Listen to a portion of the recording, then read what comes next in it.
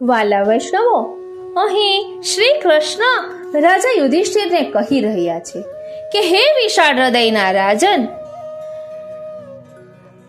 જે કોઈ અજાણતા પણ આ જયા એકાદશીનું વ્રત કરે છે તેને આ એકાદશીના સંચિત પુણ્યને લઈને પ્રેતાત્માથી છુટકારો મળ્યો. એટલે એ આ વાર્તામાં આવશે કે જેઓ પ્રેતાત્મા હતા અને અજાણતામાં જયા એકાદશીનું વ્રત કર્યું છે તો તેને કારણે તેની પ્રેતીઓની છૂટી છે અને પુષ્પક વિમાન દ્વારા સ્વર્ગમાં તેઓ ફર્યા છે. એ પ્રસંગ આપણે જોઈશું. આજે આપણે જયા એકાદશીની ભાવના જોઈશું. વાલા વૈષ્ણવો, જય શ્રી કૃષ્ણ. હું મનાતુરી આપ સર્વે વૈષ્ણવોનું આજના આ અલૌકિક સત્સંગમાં હાર્દિક સ્વાગત કરું છું. આ એકાદશીના મહાત્મ્ય સાંભળવાથી કે વાંચવાથી કોઈને પણ અગ્નિષ્ટોમના તપનું ફળ મળે છે. આપણે તો પ્રભુની પ્રસન્નતા માટે જ બધું કરવાનું છે. તો ચાલો જયા એકાદશીનો ભાવ દર્શન કરીએ. વાલા વૈષ્ણવો, જય શ્રી કૃષ્ણ. આજે આપણે મહાસુદ 11 એટલે જયા એકાદશીની ભાવના સમજીશું. સૌપ્રથમ પુષ્ટિ માર્ગીય મહાત્મ્ય અને ભાવના જોઈએ તો શ્રી વિઠ્ઠલેશ પ્રભુ ચરણને આપણે શ્રી ગુસાઈજી પરમ દયાળ પણ કહીએ છીએ. કારણ કે શ્રી ગુસાઈજીએ તેમની વ્રજ પરિક્રમા દરમિયાન ઘણા અધમમાં અધમ સેવકોને શરણે લીધા. એટલું જ નહીં, પોતાની કૃતિ અને કર્મોથી ભૂત પ્રેતીઓનીમાં ગયેલા જીવોનો પણ ઉદ્ધાર કર્યો છે. કૃષ્ણદાસ અધિકારીએ આપના પદ પ્રત્યે શત્રુતા રાખી આપને શ્રીનાથજીની સેવામાંથી દૂર કર્યા. અહીં અન્યથા ભાવ નથી લેવાનો. વાર્તામાં ખુલાસા જોઈએ તો સમજાય કે આ બધી લીલામાંથી જ ચાલ્યું આવે છે. આપે 6 મહિના સુધી ચંદ્ર સરોવરમાં વિપ્રયોગ અવસ્થામાં વિતાવ્યા અને પાનના બીડા અને ફૂલની માળામાં રોજની આપની વિજ્ઞપ્તિ શ્રીનાથજી બાવાને મોકલતા અને જવાબમાં શ્રી ઠાકોરજી પણ પાનના બીડામાં તેમનો વિરહ વિજ્ઞપ્તિમાં વ્યક્ત કરતા હતા. અકબર બાદશાહે પાછળથી સત્યતા જાણી આપને શ્રીનાથજી બાવાની સેવા સોંપાવી તો પણ કૃષ્ણદાસ પ્રત્યે કોઈ કટુતા રાખી નહીં. એટલું જ નહીં, કુવામાં પડી જવાથી કૃષ્ણદાસના ભૂત પ્રેતીઓનીમાં ગયેલા જીવનો પણ ઉદ્ધાર કર્યો. આમ અનેક અધમ જીવોને પણ શ્રી ગુસાઈજીએ શરણે લીધા અને ભૂત પ્રેતીઓનીમાં અવગતિ પામેલા જીવોનો પણ આપે ઉદ્ધાર કર્યો. તેથી આપને પરમ દયાળ કહેવાય છે. એ ઉપરાંત વલ્લભાખ્યાન 8મા વલ્લભ્યાખ્યાનમાં જણાવ્યા પ્રમાણે નામ નિરૂપમ ઉચ્ચરે સકલ કલ્યાણ, તેના સાખી ચારે વેદ પુરાણ. એટલે કોઈની ઉપમા ન આપી શકાય એવા શ્રી ગુસાઈજીના નામ ઉચ્ચાર માત્રથી પાવન થઈ જન્મ સફળ થઈ જઈ પામે છે. જેની સાક્ષી રૂપે 4 વેદો ઋગ્વેદ, યજુર્વેદ, સામવેદ અને અથર્વવેદ છે. મર્યાદા માર્ગીય ભાવના જોઈએ તો ભવિષ્ય પુરાણમાં ભગવાન શ્રી કૃષ્ણે રાજા યુધિષ્ઠિરને જયા એકાદશીનો મહિમા કહ્યો છે. પૂર્વે જય અને વિજય નામના ભગવાન શ્રી વિષ્ણુના પાર્ષદો એક ઋષિના શાપથી પિશાચ યોનિને પ્રાપ્ત થઈ અતિ કષ્ટ ભોગવતા હતા. અચાનક આ એકાદશીએ જળ કે ફળ ન મળવાથી અનાયાસે એકાદશીનું વ્રત થવાથી હીન યોનિમાંથી મુક્ત થયા હતા. આથી જયા એકાદશી નામે આ વ્રત પ્રસિદ્ધ થયું છે. આ એકાદશીનું વ્રત કરનારને ભૂત પ્રેતનો ભય રહેતો નથી અને જીવની દુર્ગતિ પણ થતી નથી. હવે આ જયા એકાદશીનું મહાત્મ્ય જોઈએ તો મહા મહિનાના શુક્લ પક્ષમાં એટલે કે સુદમાં આવતી જયા એકાદશીનું મહાત્મ્ય ભવિષ્યોત્તર પુરાણમાં શ્રી કૃષ્ણ અને મહારાજ યુધિષ્ઠિર વચ્ચેની વાતચીતમાં વર્ણવવામાં આવ્યું છે. એકવાર મહારાજ યુધિષ્ઠિરે પરબ્રહ્મ પરમાત્મા શ્રી કૃષ્ણને પૂછ્યું કે હે દેવતાઓના સર્વોપરી નિજ સ્વરૂપ, હે વિશ્વ નિયંતા શ્રી કૃષ્ણ, આપ જ આ પૃથ્વી પરના 4 પ્રકારના જીવો જેવા કે પ્રશ્વેત બિંદુમાંથી જન્મેલા, બીજમાંથી જન્મેલા, ઈંડામાંથી જન્મેલા અને ગર્ભમાંથી જન્મેલા જીવોના કારણ હર્તા છો. આપ જ સર્વેના સર્જક, પાલક અને વિનાશક છો. કૃપા કરીને આપ મને મહા માસમાં શુક્લ પક્ષમાં આવતી એકાદશીનું મહાત્મ્ય જણાવો. કૃપા કરીને મને એ પણ સમજાવો કે આ એકાદશી કરવાની વિધિ શું છે અને આ પવિત્ર દિવસે કયા દેવતાની પ્રાર્થના અથવા તો ભક્તિ કરવી જોઈએ. શ્રી કૃષ્ણે કહ્યું કે હે રાજાઓમાં શ્રેષ્ઠ યુધિષ્ઠિર, મહામાસના શુક્લ પક્ષમાં આવતી એકાદશી જયા એકાદશી તરીકે માનવામાં આવે છે. આ એકાદશી કરવાથી બધા પાપોનો નાશ થાય છે. આ એકાદશીનું વ્રત કરનાર કદી પણ પ્રેત બનતો નથી. હે રાજન, જ્યાં સુધી મોક્ષની પ્રાપ્તિ અને પાપમય પ્રવૃત્તિઓમાંથી છુટકારાનો સંબંધ છે, આ એકાદશીનો વિકલ્પ નથી. હે વજ્ર જેવા રાજન, હવે મહેરબાની કરીને આ એકાદશીનું વર્ણન જે મેં પહેલા પદ્મપુરાણમાં વર્ણવ્યું છે તે સાંભળો. ઇન્દ્રના સ્વર્ગમાં તેની હકુમત હેઠળ દેવતાઓ સુખેથી જીવન જીવતા હતા. નંદન કંદન જંગલ સંપૂર્ણ ખીલેલા પારિજાત ફૂલની સુગંધથી મહેકતું હતું અને અપ્સરાઓ મુક્ત રીતે જિંદગીની મજા માણતી હતી. ત્યાં ઇન્દ્ર પણ અપ્સરાઓ સાથે આનંદ પ્રમોદ કરતા હતા. એક વખત ઇન્દ્ર બહુ જ આનંદિત હતા. તેમણે 50 લાખ અપ્સરાનો નૃત્યનો ઉત્સવ રાખ્યો. આ સભામાં પુષ્પદંતા નામે એક ગાંધર્વ ગાયક પણ હતો. આ ઉપરાંત ચિત્રસેન નામનો ગાંધર્વ પણ પોતાની પત્ની માલિની અને પુત્રી સાથે આવ્યો. ચિત્રસેનને પુષ્પવાન નામે પુત્ર હતો અને માલ્યવાન નામે પુત્ર હતો. પુષ્પવતી નામની ગાંધર્વી માલ્યવાનના સૌંદર્યથી આકર્ષાઈ. કામદેવને પણ તીક્ષ્ણ નયનથી વિંધી નાખે એવી અત્યંત સુંદર પુષ્પવતીએ માલ્યવાનને પોતાના તરફ ખેંચ્યા. આંખ મીચોલી, અંગોના ઈશારા જેવા જાત જાતના પ્રયત્ન કર્યા. હે રાજન, હું પુષ્પવતીના લાવણ્યમય સૌંદર્યનું વર્ણન કેવી રીતે કરું?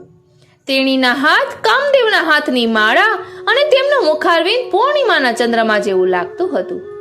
તેની મારકણી આંખો, કડીથી સુશોભિત કાન અને ગ્રીવા શંખની સુંદરતાને પણ પરાજિત કરે તેવી હતી. તેની કમર પાતળી હતી, તેના સ્તન પુષ્ટ ભરાવદાર હતા, તેના હોઠ પહોળા હતા અને તેની જાંઘો કેળાના ઝાડ જેવી હતી. તેના ચમકતા પગ લાલ કમળના ફૂલની સુંદરતાને પણ ટક્કર મારે એવા હતા. જાજરમાન શ્રૃંગાર અને વસ્ત્રોની સુશોભિતતાને તો તેનું સંપૂર્ણ સૌંદર્ય વધારે મારકણું લાગતું હતું. પુષ્પવતીના આવા લાવણ્ય સૌંદર્યથી મલ્યવાન મોહિત થઈ ગયો. ઇન્દ્રને પ્રસન્ન કરવા પુષ્પવતી અને મલ્યવાને તે નૃત્ય કાર્યક્રમમાં અન્ય અપ્સરાઓ સાથે નૃત્ય ગાન કરવાનું શરૂ કર્યું. પરંતુ તેઓ એકબીજાથી અત્યંત આકર્ષાયા હોવાથી તે સારી રીતે નૃત્ય ગાન કરી શક્યા નહીં. આને લઈને નૃત્યની ચાલુ સભામાં ખલેલ પહોંચ્યું. તેઓ સતત એકબીજાની આંખોમાં આંખો પરોવાઈને જોવા કરવાથી કામદેવના નયનોના બાણ જેમ વિંધાઈ ગયા. જ્યારે ઇન્દ્રે નૃત્ય ગાનના જલસામાં આવું સતત ખલેલ જોયું ત્યારે તે તેમની માનસિક સ્થિતિ સમજી ગયા. તેમના સતત ખલેલને લઈને ઇન્દ્રને પોતાનું અપમાન લાગ્યું અને તેથી ક્રોધ કરીને બોલ્યા, તમે બંને મૂર્ખ અને પાપી છો. તમે મારી આજ્ઞાનું ઉલ્લંઘન કર્યું છે, તેથી હું તમને શ્રાપ આપું છું. તમે બંને ભૂત બનશો અને પૃથ્વી પર તમારા કર્મના ફળ ભોગવશો. આ રીતે માલ્યવાન અને પુષ્પવતી બંને શ્રાપિત થઈ ભૂત બની હિમાલયની ગુફામાં દયાજનક સ્થિતિમાં જીવવા લાગ્યા. ભૂતનું શરીર ધારણ કરવાથી બંને ખૂબ જ દુઃખી થયા અને વિલાપ કરવા લાગ્યા. શ્રાપની અસરને લઈને તેમને ઊંઘવાનો, સ્પર્શનો કે સૂંઘવાનો આનંદ મળતો નહીં. આમ તેમ ગાઢ જંગલમાં અને બરફ આચ્છાદિત હિમાલયની ગુફાઓમાં ફરતા ફરતા તેઓ કોઈ જગ્યાએ બેસીને આત્મનિરીક્ષણ કરવા લાગ્યા. પુરુષ ભૂતે સ્ત્રી ભૂતને કહ્યું, અરે આપણે કેવું હીન પાપી આચરણ કર્યું જેથી આપણને આવો ભૂતનો દેહ મળ્યો. અત્યંત દુઃખી થઈને તેઓ પસ્તાવાના સાગરમાં ડૂબી ગયા. માલ્યવાન અને પુષ્પવતી બંને પ્રેતાત્મા બની ગયા. પ્રેતાત્મા બની અન્ન સિવાય આખો દિવસ પસાર કરતા અને પોતાના દુષ્કૃત્યો માટે સતત પસ્તાવા લાગ્યા. યોગાનું યોગ તે દિવસ એ મહા મહિનાના શુક્લ પક્ષમાં આવતી જયા એકાદશી હતી. તેઓ અત્યંત તરસ્યા અને ભૂખ્યા હોવા છતાં તે દિવસે તેમણે કોઈ જીવહાનિ કરી નહીં. તેઓ કંદમૂળ, ફળાહાર ને પાણી લેવાથી પણ દૂર રહ્યા. હે રાજન, આ રીતે ભૂત યુગલ વડના ઝાડ નીચે અત્યંત વિલાપ કરતી સ્થિતિમાં બેઠા હતા. સૂર્ય અસ્ત થવાની તૈયારીમાં હતો. ગાત્રો થીજાવી નાખતી ઠંડી હોવાથી અને ઊંડા વિચારોમાં ગરકાવ હોવાથી અત્યંત ખિન્ન અને દુઃખી હોવાથી તેઓ આખી રાત ઊંઘ્યા વગર પસાર કરી. માનસિક રીતે ખિન્ન હોવાથી તેમના હૃદયમાં શારીરિક ભૂખની કોઈ કામના ન રહી. હે વિશાળ હૃદયના રાજન, આ રીતે તેમને અજાણતા જયા એકાદશીનું વ્રત કર્યું હોવાથી અને આ એકાદશીના સંચિત પુણ્યને લઈને બીજા દિવસે તેમને પ્રેતાત્માના શરીરમાંથી મુક્તિ મળી. ત્યાર પછી પુષ્પવતી અને માલ્યવાને પોતાની મૂળ સ્થિતિ પ્રાપ્ત કરી અને પુષ્પક વિમાન દ્વારા સ્વર્ગમાં પરત ફર્યા. સ્વર્ગમાં આવ્યા પછી બંને દેવતાઓના રાજા ઇન્દ્ર પાસે આવ્યા અને દંડવત પ્રણામ કર્યા. જ્યારે ઇન્દ્રએ તેમને જોયા ત્યારે તેમણે આશ્ચર્ય સાથે ઉદ્ગાર કાઢ્યા, કેવું આશ્ચર્ય! ક્યાં પુણ્યના પ્રતાપે તમે પ્રેતાત્માના શરીરમાંથી મુક્ત બન્યા? ક્યાં દેવતાએ તમને મારા શ્રાપમાંથી મુક્ત કર્યા? આના જવાબમાં માલ્યવાને કહ્યું કે પરબ્રહ્મ પરમાત્માની અસીમ કૃપાથી અને તેમની અતિ પ્રિય એવી જયા એકાદશીનું વ્રત કરવાથી અમે તમારા શ્રાપમાંથી મુક્ત બન્યા છીએ. હે સ્વામી, હું પૂરી ખાતરીથી કહી રહ્યો છું કે અમે પ્રભુની ભક્તિને લઈને જ અમારા પ્રેત શરીરમાંથી મુક્તિ મેળવી છે. આ શબ્દો સાંભળ્યા પછી ઇન્દ્રએ ફરીથી માલ્યવાનને કહ્યું કે તમે શ્રી કૃષ્ણની ભક્તિના પ્રતાપે તથા એકાદશીનું વ્રત કરવાથી પવિત્ર બન્યા છો. આથી હવે તમે બંને પણ મારા માટે પૂજનીય છો. જે પણ લોકો આ રીતે વિષ્ણુની ભક્તિ કરતા હોય છે તે બધા નિશ્ચિત મારા માટે આદરણીય અને પૂજનીય છે. ત્યાર પછી પુષ્પવતી અને માલ્યવાન સ્વર્ગલોકમાં સુખેથી રહેવા લાગ્યા. હે રાજા યુધિષ્ઠિર, દરેકે એકાદશીનું વ્રત કરવું જોઈએ. જયા એકાદશીનું વ્રત કરવાથી બ્રહ્મ હત્યાના પાપમાંથી પણ મુક્તિ મળે છે. આ વ્રત કરવાથી તેના ગુણ ફળ જેવા કે દાન આપવાથી કે તપ કરવાથી કે ધાર્મિક સ્થળોની યાત્રા કરવાથી મળતા પુણ્ય પણ આપમેળે મળે છે. જો કોઈ આ એકાદશીનું વ્રત શ્રદ્ધાપૂર્વક અને ભક્તિભાવથી કરે તો તેને હંમેશા માટે વૈકુંઠવાસ મળે છે. આ એકાદશીનો મહાત્મ્ય સાંભળવાથી કે વાંચવાથી કોઈને પણ અગ્નિષ્ટોમના તપનું ફળ મળે છે. હવે આપણે આ જયા એકાદશીનું ધોળ જોઈએ. સવારના પહોરમાં સાલો પહેરીને ગઈતી પડોશણ ઘેર અગિયારસ કરવી છે. બાયરે પડોશણ વિનુત અને દેવતા હોય તો આલ અગિયારસ કરવી છે. 7 શેરનો શીરો બનાવ્યો, પૂરી કરી છે 5 શેર અગિયારસ કરવી છે. ખાઈ પીને ઓટલે સૂતી મને ચડ્યો છે તાવ અગિયારસ કરવી છે. 12 વાગ્યાને જમવા આવ્યા મને ચડ્યો છે તાવ અગિયારસ કરવી છે. શીકામાં તે ઘેંસ ઢાંકી હાડલીમાં છે છાસ અગિયારસ કરવી છે. જમવું હોય તો જમી લેજો, અડધો મારો ભાગ અગિયારસ કરવી છે. વડોદરાના વેદ તેડાવો, ઓઢણિયા મંગાવો અગિયારસ કરવી છે. વેદ આવ્યા ને નાડી તપાસી છે, શીરાનો ભાર અગિયારસ કરવી છે. લીલા લીલા નેતર વઢાવ્યા, સોટીઓ પડાવી 4 અગિયારસ કરવી છે. તાવ ગયો ને તર્યો ગયો, ગયો શીરાનો ભાર અગિયારસ કરવી છે. અહીં પુસ્તકમાં આ ધોળ આપ્યું છે એટલે આપણે લીધું. હવે રત્નકણિકા જોઈએ તો સત્યથી મહાન બીજો કોઈ ધર્મ નથી. અસંતોષ રાખવો હોય તો પ્રભુ ભક્તિનો રાખજો. લૌકિક માયા જ જીવને ભગવાનથી દૂર કરે છે. કલયુગમાં પ્રેમપૂર્વકની સેવા સ્મરણ જ શ્રેષ્ઠ સાધન છે. પ્રભુ પ્રાપ્તિમાં અભિમાન મહાન બાધક બની રહે છે. ભગવાનને ભગવત શાસ્ત્રોથી જાણી શકાય. ભગવત સ્મરણ પ્રભુ પાસે પહોંચવાનો રાજમાર્ગ છે. વાલા વૈષ્ણવો, અહીં ભૂત પ્રેતને લગતો પ્રસંગ હતો તો આપણે પુષ્ટિ માર્ગીય ભાવનામાં પણ જોયું. અને કૃષ્ણદાસ અધિકારી પ્રેત બની ગયા છતાં પણ શ્રીનાથજી બાવા તેને દરરોજ દર્શન દેવા આવતા જ હતા. અને જ્યારે શ્રી ગુસાઈજીએ જલ છાંટ્યું તેમના ઉપર ત્યારે એમનો ઉદ્ધાર થયો.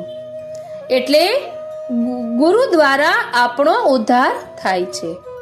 શ્રીનાથજી સાનુભવ તો જતાવતા જ હતા, પરંતુ શ્રી ગુસાઈજીએ એમનો પ્રેત યોનિમાંથી ઉદ્ધાર કર્યો. એટલે ગોલોકધામની લીલાનો પ્રસંગ છે એ આપણે અગાઉ વિજ્ઞપ્તિમાં જોયું છે, અને જો અનુકૂળ હશે તો આપણે કાલે એ વિજ્ઞપ્તિનો પ્રકાર લઈશું. આજે આપણે શ્રીનાથજીની સહજતાની એક ઝલક જોઈએ કે આપણે કેવા પણ હોઈએ પણ શ્રીનાથજી આપણી સાથે કેટલા સહજ થઈને રહે છે. તો ચાલો શ્રીનાથજીની સહજતાનો ભાવ દર્શન કરીએ. આજે આપણે આપણા શ્રીનાથજીની સહજતાની એક ઝલક જોવાના છીએ. લૌકિક જીવનમાં પણ કોઈ સહજ સ્વભાવનું હોય તો તે આપણને ગમે છે. આજે આપણે શ્રીનાથજીની સહજતા જોવાના છીએ અને આપણે એ આત્મચિંતન કરવાનું છે કે શું આપણે પણ સહજ છીએ કે નહીં, અને જો સહજ ન હોઈએ તો સામેવાળા પાસે શા માટે અપેક્ષા રાખીએ કે તે સહજ થઈને રહે. એટલે શ્રીનાથજીના આ ચરિત્ર દ્વારા આપણે પણ એ શીખવાનું છે કે આપણે પણ સહજ રહીએ. સહજ એટલે સરળ સ્વભાવના રહીએ, ટ્રાન્સપરન્ટ રહીએ. કોઈને દુઃખ લાગે તેવું ન કહેતા ફ્લેક્સિબલ થઈને રહીએ. તો ચાલો આપણા શ્રીનાથજીની સહજતાની એક ઝલક જોઈએ. ગઈકાલે કાલિંદી બેટીજીના વચનામૃતમાં મેં આ સાંભળ્યું હતું કે આપણા શ્રીનાથજી કેટલા સહજ છે. આપે તેમાં વાર્તાનું અનુસંધાન લીધું હતું, તો થોડુંક આપણે તેનું રસ દર્શન કરીએ. 84 વૈષ્ણવની વાર્તામાં માધવદાસની વાર્તા આવે છે કે જે માધવદાસ શ્રીજી બાવા માટે માલાજી લેવી હતી, તેના માટે કમાવા બહારગામ ગયા હતા. ત્યારે ફરી પાછા જ્યારે માધવદાસ નાવમાં આવી રહ્યા હતા તો શ્રીજી બાવા ત્યાં નાવમાં પધાર્યા અને શ્રીજી બાવાએ કહ્યું કે નાવ ડૂબાવું. ત્યારે માધવદાસે કહ્યું કે નિજેચ્છાતઃ કરિષ્યતિ.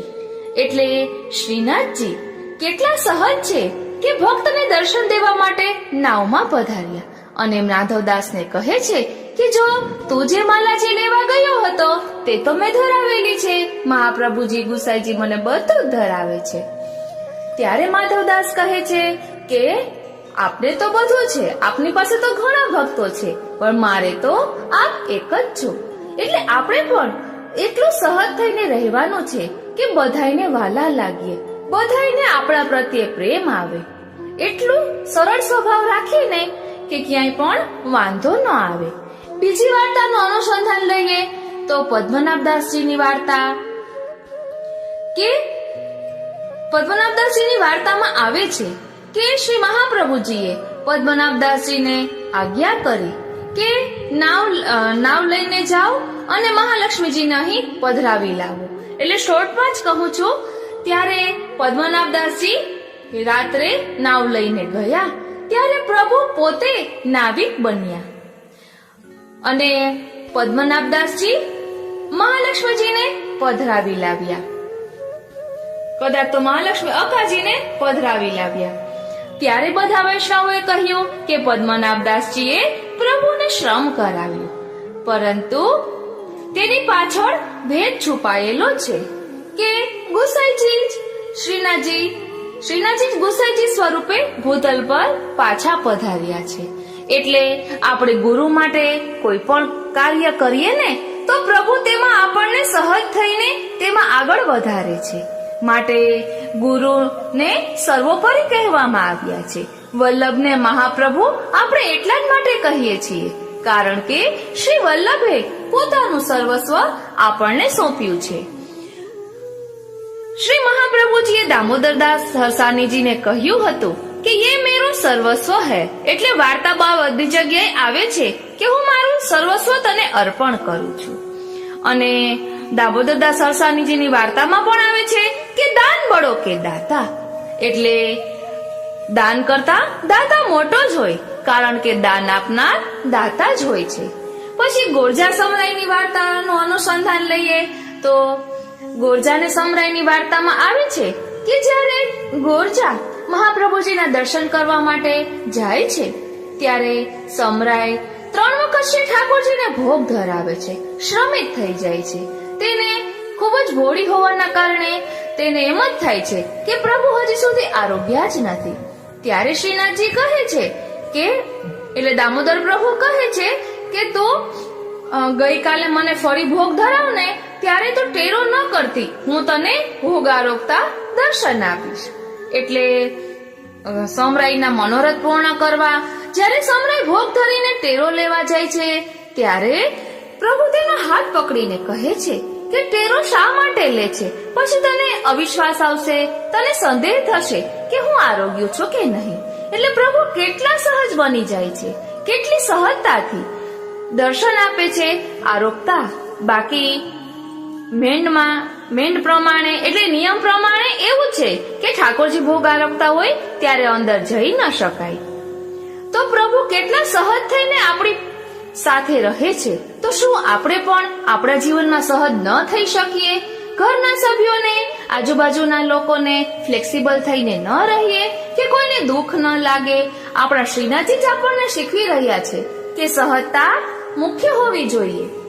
ત્યારબાદ શ્રીનાથજી ચરિત્રામૃતમાં માધુરીદાસનો પ્રસંગ આવે છે કે તે માધુરીદાસ શ્રીનાથજીના દર્શન કરે, પછી શ્રીનાથજીને જે માલાજી ધરાવ્યા હોય તે માલાજી યાદ રાખે અને એવા જ માલાજી ફૂલના પોતે પોતાના બગીચામાંથી ફૂલ વીણીને બનાવે અને તે માલાજી બનાવવામાં એટલા બધા તલ્લીન થઈ જાય કે તેને સાક્ષાત શ્રીનાથજીની ઝાંખી થતી હોય કે શ્રીનાથજીએ કેવી માલાજી ધરાવેલી હતી.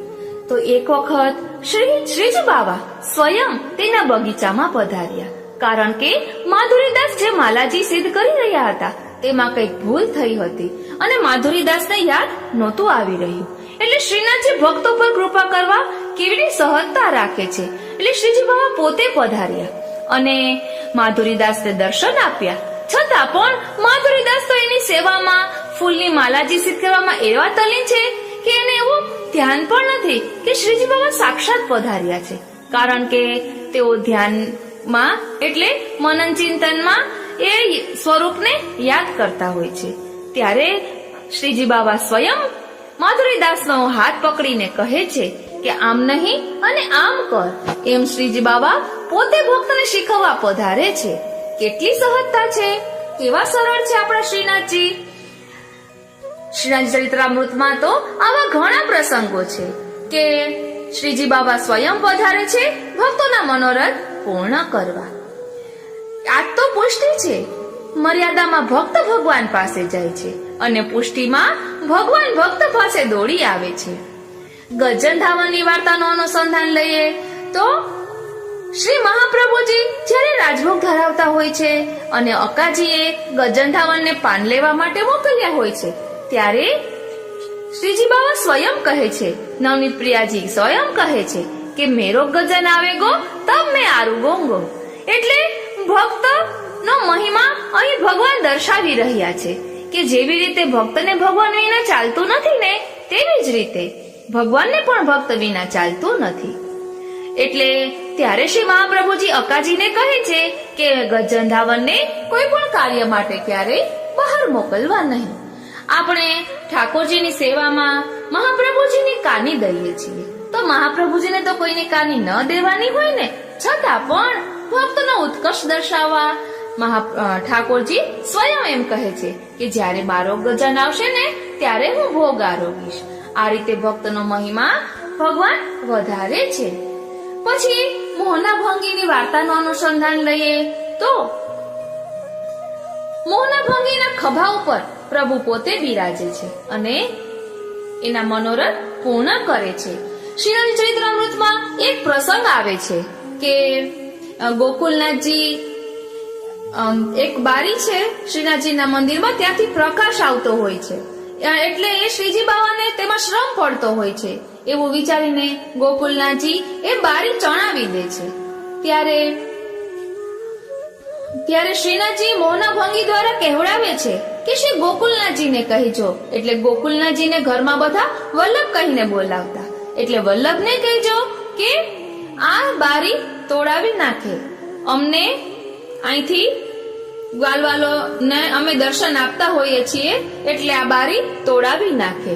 એટલે પ્રભુ પોતાને શ્રમ પડે છે, તડકો આવે છે, છતાં પણ ભક્તોને દર્શન દેવા માટે એ પણ બધું સહન કરે છે.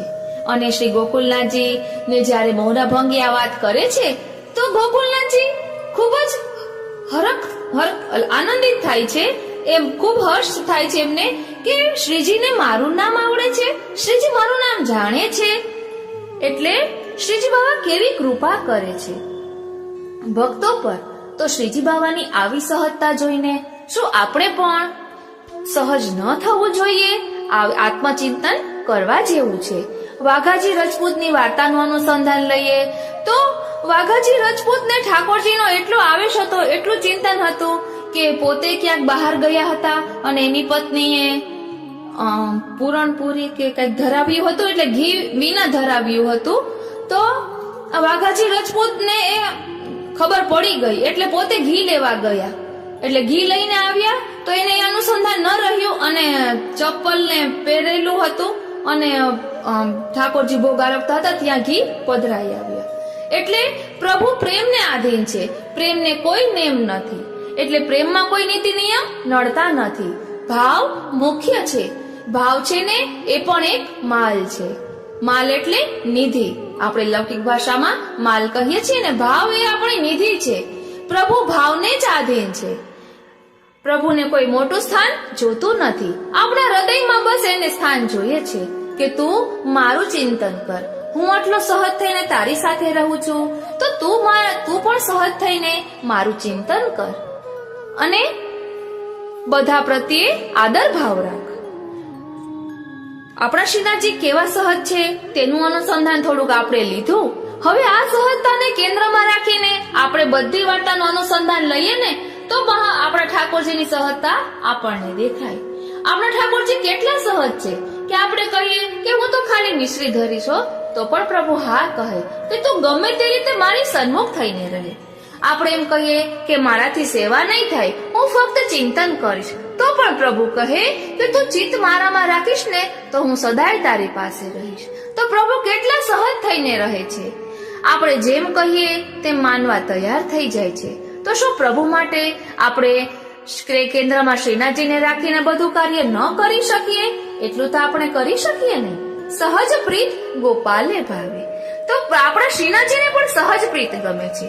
કેવી સહજ પ્રીત ગમે છે તેનું પણ અનુસંધાન જોઈએ.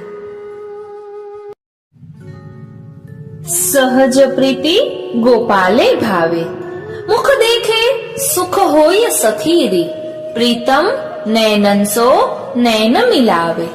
સહજ પ્રીતિ કમલ અર ભાને, સહજ પ્રીતિ કુમુદુની ચંદે, સહજ પ્રીતિ કોકિલા વસંતે, સહજ પ્રીતિ રાધા નંદ નંદરે, સહજ પ્રીતિ ચાતક और स्वाते, સહજ પ્રીતિ ધરણી જલધારે, મન ક્રમ વચન દાસ પરમાનંદ, સહજ પ્રીતિ કૃષ્ણ અવતારે. વાલા વૈષ્ણવો, જય શ્રી કૃષ્ણ. આજે આપણે સહજ પ્રીતિ ગોપાલે ભાવેનો રસ દર્શન કરવાના છીએ. હું માનાતુરી આપ સર્વે વૈષ્ણવોનું આજના આ અલૌકિક સત્સંગમાં હાર્દિક સ્વાગત કરું છું. પરમાનંદાસજી અહીં શું કહી રહ્યા છે, પહેલા તેનો રસ દર્શન કરીશું અને ત્યારબાદ સ્વયં ભાવના જોઈશું. પરમાનંદાસજી પ્રીતિની વ્યાખ્યા કરે છે, ઉદાહરણ આપે છે અને ભક્તની ભગવાન પ્રત્યેની પ્રીતિ બાબતે પણ સમજણ આપે છે. તે સમજણ એ છે કે ગોપાલને સહજ પ્રીતિ એટલે કે કુદરતી પ્રેમ ગમે છે. સહજનો મતલબ શુદ્ધ, સહજનો મતલબ નિસાધનતા એટલે કે પ્રકટ થવામાં કોઈ સાધનનો ઉપયોગ ન કર્યો હોય. જેમ કે મહાત્મ્ય જ્ઞાનના કારણે થતી પ્રીતિ, દુઃખ આવી પડે તેથી ભગવાન યાદ આવે, અથવા કોઈથી ભય આવી પડ્યો હોય ત્યારે, અથવા સુખની પ્રાપ્તિ અર્થે પ્રીતિ કરે, આ બધી સકામ કે સપ્રયોજન પ્રીતિ છે. પ્રીતિ તો ડુંગરમાંથી ફૂટતા નિર્મળ જળના જેવી હોય. શ્રી આચાર્યજી પુષ્ટિ પ્રવાહ મર્યાદામાં પુષ્ટિજીવની વ્યાખ્યા આપતા કહે છે, તે વિષ્ણુ કૃષ્ણનો છે અથવા તેનું કૃષ્ણત્વ તદીયત્વ પણ સહજ હોય, સપ્રયોજન નહીં. વૈષ્ણવત્વ હિ સહજ્યમ, સહજ પ્રીતિ ગોપાલે ભાવે. તેને પ્રભુના મુખ દર્શનમાં સુખ થાય, અન્ય કોઈ પ્રકારે સુખ ન થાય. મુખ દેખે સુખ હોય સખીરી. શ્રી આચાર્યજી ભક્તિ પુરુષાર્થનો કામ તે કૃષ્ણ દર્શન લાલસા છે તેમ કહે છે ચતુશ્લોકી ગ્રંથમાં. પોતે તો પ્રભુનું મુખ દેખે તેથી સુખ થાય. તે આનંદ પણ ગોપાલ છે, અમારું પોષણ કરનાર પતિ છે. તે જો પ્રીતમ થઈ જાય તો પછી તેને પણ અમારું મુખ જોવાથી જ સુખ થાય, અને જો તેવું બને તો પછી પરમાનંદ પ્રકટ થાય. પ્રીતમ નૈન સો નૈન મિલાવે. હવે ઉદાહરણ આપે છે. કમલને સૂર્ય પ્રતિ સહજ પ્રીતિ છે. તે સૂર્ય ઉગતા જ પોતાની પત્તીઓને ફેલાવે છે. ભક્તિ માર્ગાબ્જ માર્તંડના પ્રકટ થતા સહજતયા દેવી જીવોમાં રહેલ ભક્તિ બીજને અંકુર ફૂટે છે. સહજ પ્રીતિ કમલ ઓર ભાન. ભગવાનના દર્શન થતા ભક્તનું હૃદય કમળ ખીલી ઉઠે છે. સહજ પ્રીતિ કુમુદિની ચંદે. તો રાત્રે ઉગતા કમળ પોયણા ચંદ્ર દર્શને ખીલી ઉઠે છે. પ્રભુ જેમ સંયોગ સુખ દે છે તેમ હૃદયમાં બિરાજેલા ચંદ્રરૂપ પ્રભુ ભક્તના હૃદયમાં વિપ્રયોગ આનંદ પણ આપે છે. સહજ પ્રીતિ કોકિલા વસંતે. અહીં આપણે એને અનુલક્ષીને ચિત્રજી પણ લીધા છે. આપ ઝાંખી કરી શકો છો. ઉપર કોકિલાનું ચિત્ર લીધેલું છે. પછી આગળ કહે છે, વસંત આવતા જ કોયલ ટહુકવા લાગે છે. તેમ અનવસરમાં પ્રભુ ભક્ત પ્રભુને પોકારે છે. શ્રવણ રૂપ, કીર્તન રૂપ કે સ્મરણ રૂપ. ગોપાલદાસ પુરુષોત્તમ દાસના બેટા સેવાના અનુસરમાં પ્રભુને પોકારતા, ત્યારે પ્રભુ હોંકારો દેતા. તો આવા ભક્ત પ્રભુની ચિંતા કરતા ફરી પોકારે છે, આપ શા માટે જાગો છો? મને તો ટેવ પડી છે. આ કોયલની સહજ પુકાર છે. એમને મન પોતાના સેવ્ય વસંત છે, બહાર છે, શોભા છે, મદન મોહનજી છે ને. એટલે આ ગોપાલદાસની વાર્તામાં ગોપાલદાસ રાત્રે સૂતા હોય ત્યારે પણ એમના પ્રભુને પોકારે છે, તો પ્રભુ હોકારો દે છે. એ મદન મોહનજીની અહીં વાત કરી રહ્યા છે. ત્યારબાદ આગળ કહે છે, તેવી જ પ્રીતિ રાધાજીની નંદનંદન પ્રતિ સહજ છે. આપણે ચિત્રજીમાં ઝાંખી કરી શકીએ છીએ. કેમ ન હોય? બે દેહ અને એક આત્મા છે. કેમ કે સ્વદ્વિતીયમ અભવત, તે જ બીજો થયો તેમ વેદમાં કહે છે. તેથી પોતાના પ્રતિ સહજ જ પ્રીતિ હોય.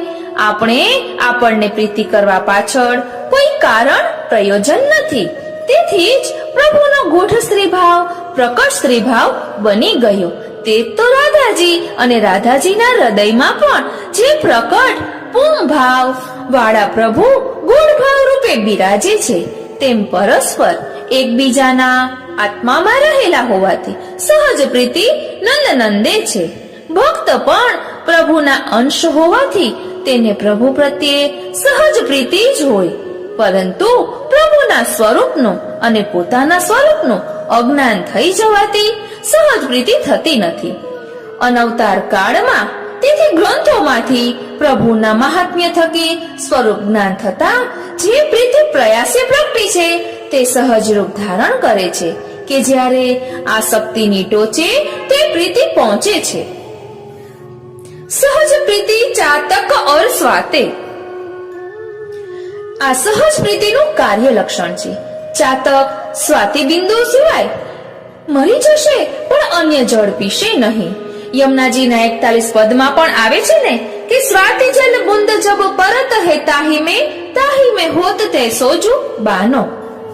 તેમ શ્રી આચાર્યજી પણ આજ્ઞા કરે છે, ભગવાન તમારા પતિ સ્વામી સર્વસ્વ છે.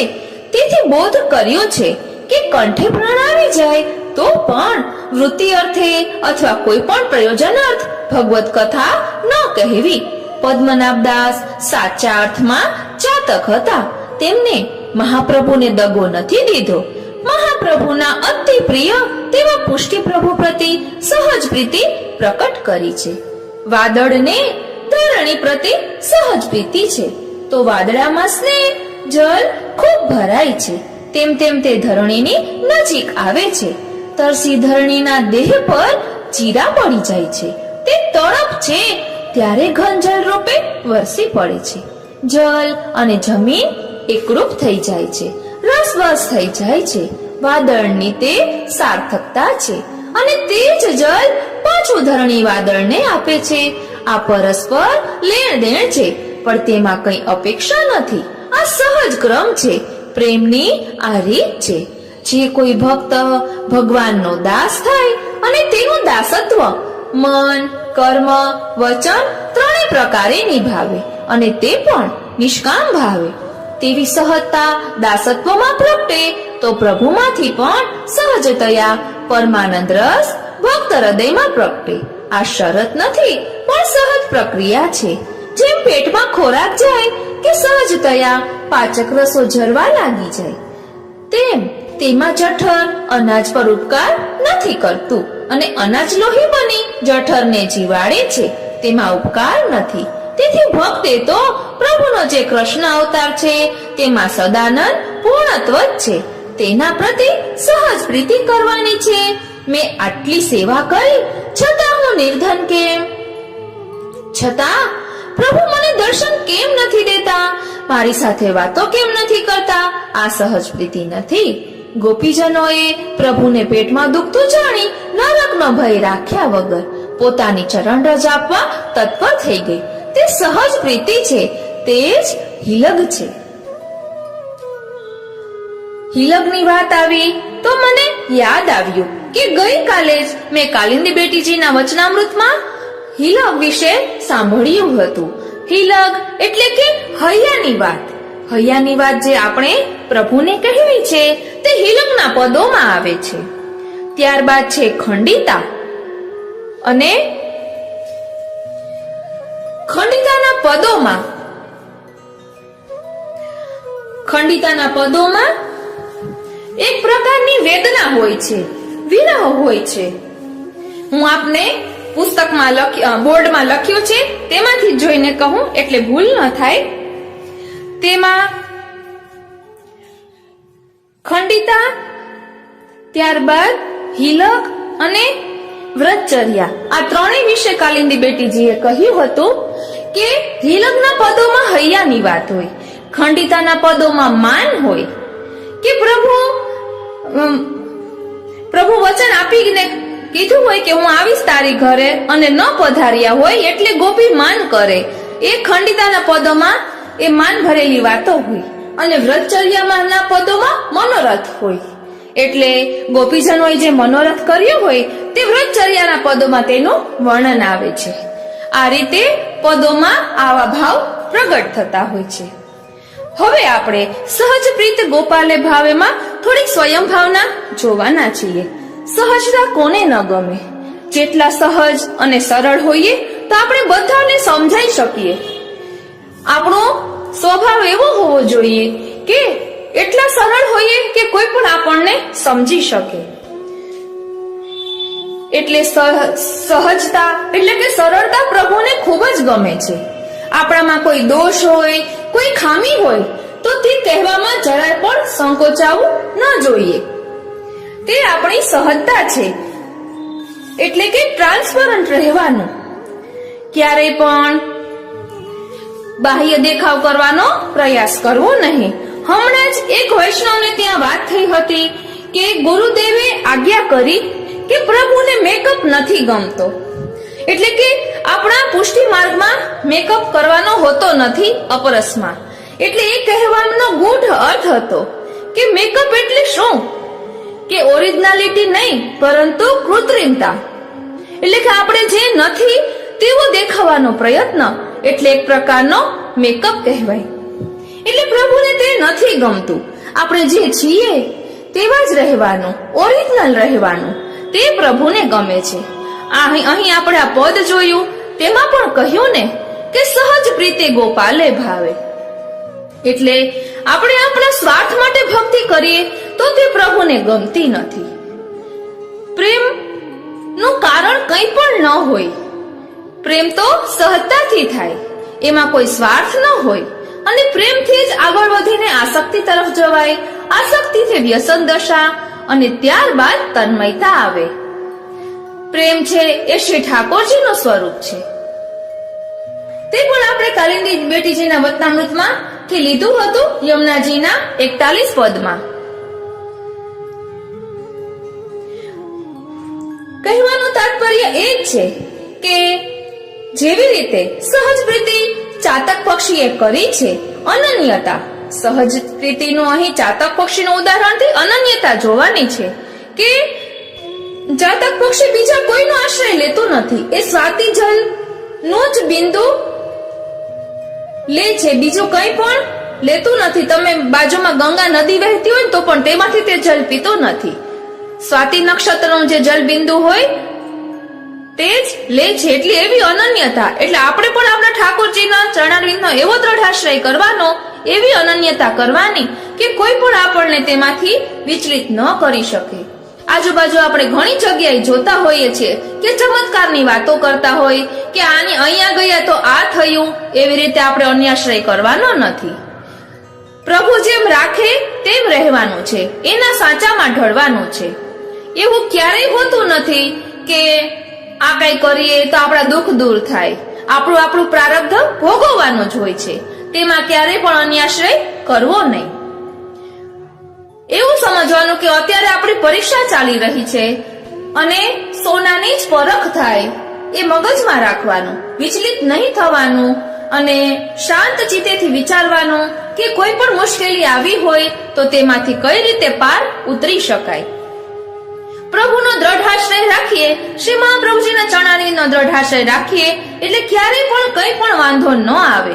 એ વાતને ખાસ યાદ રાખવી અને કેન્દ્રમાં શ્રીનાથજીને રાખીને જ ગમે તે નિર્ણય લેવા. ઘણી વખત એવું થતું હોય છે કે શું નિર્ણય લેવો એ આપણને ખબર પડતી નથી. તો શાંત ચિત્તે વિચારીને નિર્ણય લેવો અને કોઈ પણ ખરાબ વિચાર આવે તો તે આવતીકાલ ઉપર છોડી દેવા અને સારા વિચારોને અત્યારે જ કરી લેવા. એ વાતનું ખાસ ધ્યાન રાખવું. આ રીતે સહજ રીતે ગોપાલે ભાવેનો આપણે રસ દર્શન કર્યું. કમલને સૂર્ય પ્રત્યે સહજ પ્રીતિ છે. આ ઉદાહરણો દ્વારા અહીં આપણને પરમાનંદાસજી સમજાવી રહ્યા છે કે આપણે પણ આવી પ્રીતિ પ્રભુ સાથે કરવાની છે. આપણા પ્રભુ પ્રત્યે આપણને એવો પ્રેમ સહજ હોવો જોઈએ, કોઈ સ્વાર્થની ભાવના વાળો ન હોવો જોઈએ. આ રીતે આજના આ સત્સંગને અહીં જ વિરામ આપીએ. આજનો આ સત્સંગ શ્રીનાથજી, શ્રી યમુનાજી, શ્રી મહાપ્રભુજીના ચરણારવિંદમાં સમર્પિત કરું છું. જય શ્રી કૃષ્ણ. વાલા વૈષ્ણવો, આપણા શ્રીનાથજી આટલા સહજ છે તો આપણે પણ સહજ થઈને રહેવાનો પ્રયાસ તો કરી શકીએ ને. એટલા ફ્લેક્સિબલ રહીએ, મોટાને માન આપીએ, નાનાઓને પ્રેમ કરીએ અને પોતાની વયના સાથે મિત્રતાનો ભાવ રાખીએ. કોઈને દુઃખ લાગે તેવું ન કહેતા વિનમ્રતાથી વાતચીત કરીએ તો કેટલું સારું કહેવાય. કોઈ પણ વસ્તુ સમજાવવાની પણ એક રીત હોય છે. તો સરળ સ્વભાવ રાખીએ ને તો બધાને ગમીએ અને આપણે જેવું વર્તન કરીશું ને તેવું જ વર્તન આપણા બાળકો પણ કરશે. એટલે આપણું ભવિષ્ય સુધારવું હોય તો એ વિચારીને પણ આપણે વિનમ્રતાથી રહેવું કે જેના કારણે આપણા બાળકો પણ વિનમ્રતા શીખે. સહજ પ્રીત ગોપાલે ભાવેનો કેટલો સુંદર ભાવ આપણે સમજ્યા. તો આપણે પણ શ્રીનાથજીના આ સ્મરણ ચિંતન દ્વારા શ્રીનાથજીની સહજતાને સ્વીકારીને એમના ચિંતનમાં આજના આ સત્સંગને વિરામ આપીએ.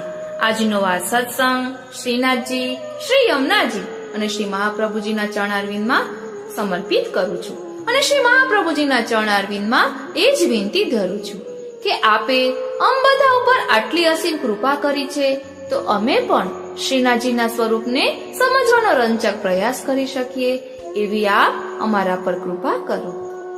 એટલે તો સર્વોત્તમ સ્તોત્ર આપણે રોજ બોલવાનું કહે છે કે દુર્બોધમ સુબોધમ સ્યાધ્યથા તથા.